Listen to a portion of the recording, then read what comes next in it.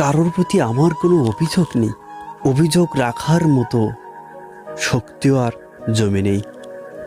যা ঘটছে তা ঘটারই ছিল, এই বাস্তবতাটুকু মেনে নিয়েছি শান্তভাবে আমি।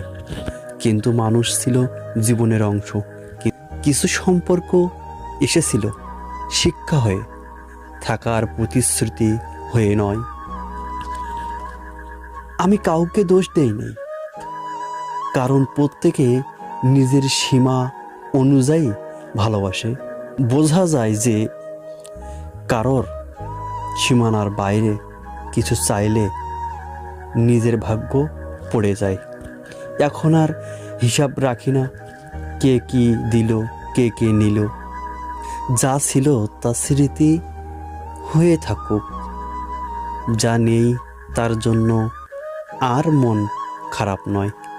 এখন শুধু নিজের ভিতরে সামান্যটুকু শান্তি চাই।